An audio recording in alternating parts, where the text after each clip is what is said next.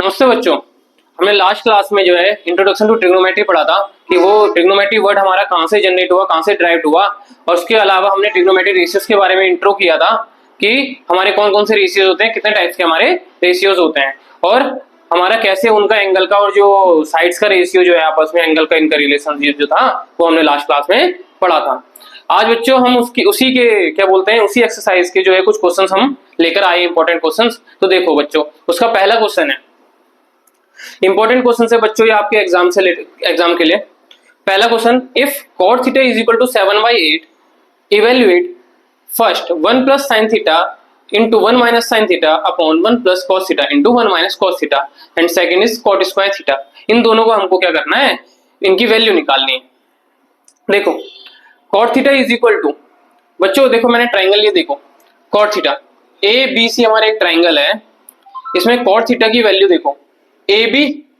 Upon B C. क्यों? क्योंकि देखो यहाँ पे टेन थीटा हमारा पी अपॉन बी होता है, P upon B is tan theta, तो इसी का रेसिप्रोकल मैंने आपको बताया था B upon P is cot theta. तो बेस अपॉन परपेंडिकुलर यानी A B upon B C, तो 7/8 यानी ए बी की वैल्यू 7 यूनिट आ गई और बी सी की वैल्यू 8 यूनिट आ गई। बच्चों ये यूनिट इसलिए लिख रहा हूँ क्योंकि अभी यहाँ पे आपको कोई जो हमारी स्टैंडर्ड यूनिट होती है मीटर लीटर ये सब कोई यूनिट नहीं दी हुई, तो इसलिए हम इसको क्या मान लेंगे, इसलिए हम यहाँ पे यूनिट्स लिखेंगे, क्योंकि हम खाली इसको simple A B equal to 7 लिखे नहीं कर सकते, एग्जाम में इस बात का ध्यान रखना। तो हम 7 यूनिट्स और 8 यूनिट्स करके इसको लिख देंगे। अब जब भी हमको दो वैल्यू दी होती है, दो साइड दी होती है, तीसरी साइड हम कैसे निकालते हैं बच्चों, राइट एंगल ट्राइंगल का हम निकालते हैं बाय पाइथागोरस थ्योरम। तो बाय पाइथागोरस थ्योरम क्या होता है, AC स्क्वायर यानी लार्जेस्ट साइड का जो स्क्वायर होता है वो अदर जो दो साइड्स हैं उनका सम के इक्वल होता है, उनके साइड्स के स्क्वायर के सम के इक्वल होता है। तो देखो AB का square plus BC square, 7 AB क्या आपकी 7 है, 7 square plus 8 square,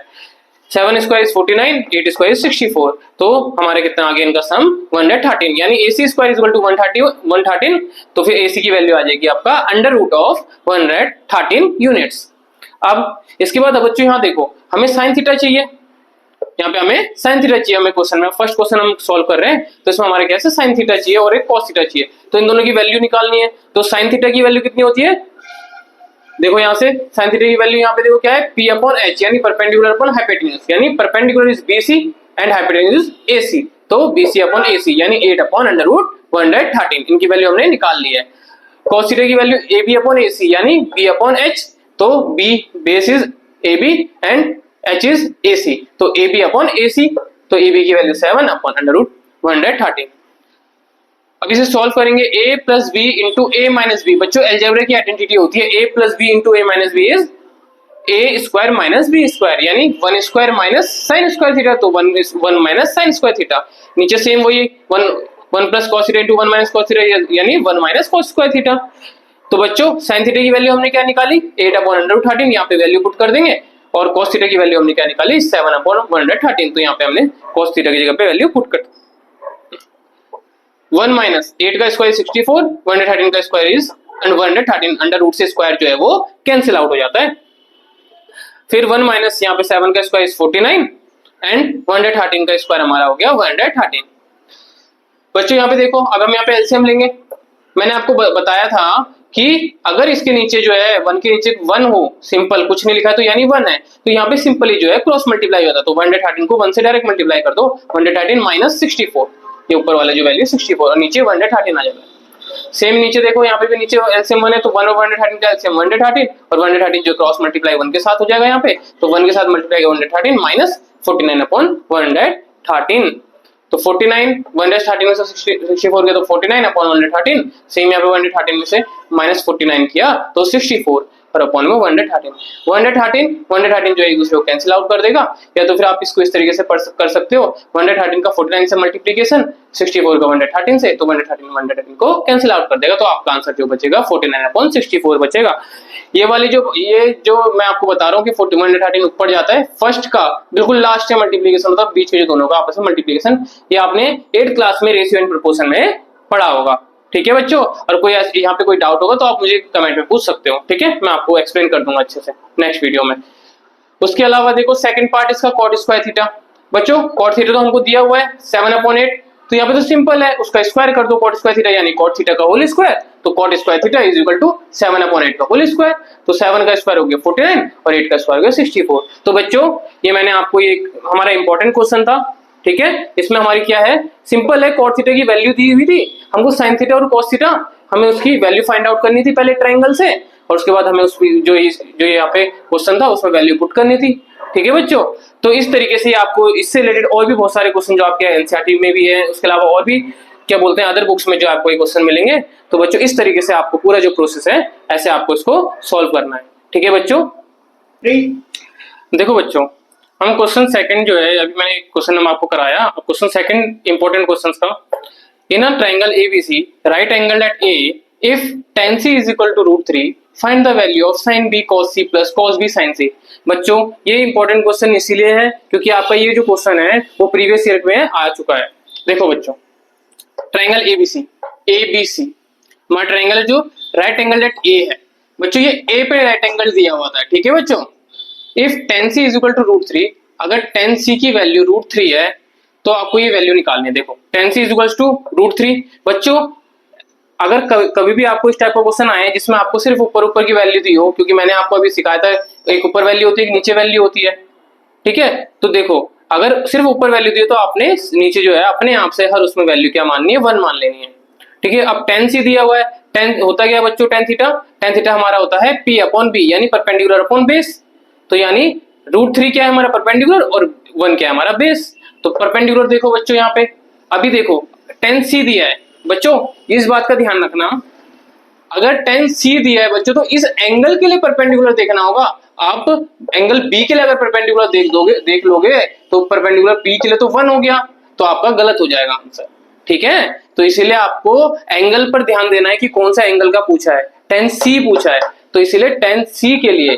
C angle के लिए जो परपेंडिकुलर है, हमेशा मैंने आपको बताया है एंगल के सामने वाली साइड जो होती है वो परपेंडिकुलर होती है, एंगल के सामने वाली साइड जो होती है वो परपेंडिकुलर होती है, ठीक है। और जो एंगल जिस लाइन पर बनता है उस एंगल को हम बेस बोलते हैं, ठीक है। तो एंगल के सामने हमारी जो साइड है वो AB है, इसलिए AB अपॉन जो बेस बन रहा है वो हमारा AC के साथ बन रहा है, तो अपॉन में AC, ठीक है बच्चों। इसीलिए मैं इस क्वेश्चन को लेकर आया क्योंकि ये इसमें जो आपको जो इंपॉर्टेंट जो वर्ड है ये है इंपॉर्टेंट, क्या ये इंपॉर्टेंट पॉइंट है कि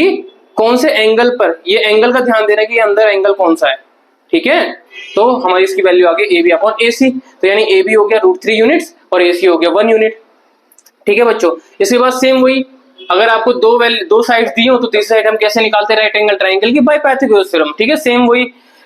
BC square is equal to AB square plus AC square, तो AB की वैल्यू √3, तो √3 स्क्वायर प्लस 1 स्क्वायर, √3 का स्क्वायर बच्चों क्या होता है, रूट से स्क्वायर गया तो 3 हो गया, प्लस 1 का स्क्वायर इज 1 बच्चों, 3 + 1 इज 4, तो BC square is equal to 4। तो फिर बच्चों जब स्क्वायर को हम दूसरी तरफ ले जाएंगे तो अंडर रूट लग जाएगा, तो BC इज इक्वल टू √4 यानी कि √4 यानी 2, 4 का जो अंडर रूट होता है वो 2 होता है, तो 2 यूनिट्स आ गया बच्चों। अब आपको यहाँ पे देखो क्वेश्चन में क्या चाहिए, साइन B चाहिए, cos C चाहिए, cos B चाहिए और sin C चाहिए, तो इन चारों की वैल्यू आपको निकालनी पड़ेगी, फाइंड आउट करनी पड़ेगी। तो कैसे, साइन B आपको पता है साइन थीटा क्या होता है, परपेंडिकुलर अपॉन हाइपोटेन्यूज, लेकिन बच्चों एंगल का ध्यान रखना है, एंगल यहाँ पे B पूछा है तो साइन B के लिए B एंगल के लिए देखा जाएगा कि कौन परपेंडिकुलर है, क्योंकि हाइपोटेन्यूज तो सेम होती है वो ट्रायंगल में, लेकिन परपेंडिकुलर और बेस बदलते हैं एंगल के हिसाब से। तो अब B के लिए देखा जाएगा कि परपेंडिकुलर क्या है, तो B एंगल B के लिए परपेंडिकुलर बच्चों क्या होगा, साइन B यानी कि B के लिए क्या है, AC परपेंडिकुलर, तो इसलिए AC अपॉन BC, BC क्या हमारा हाइपोटेन्यूज है, हाइपोटेन्यूज तो फिक्स है,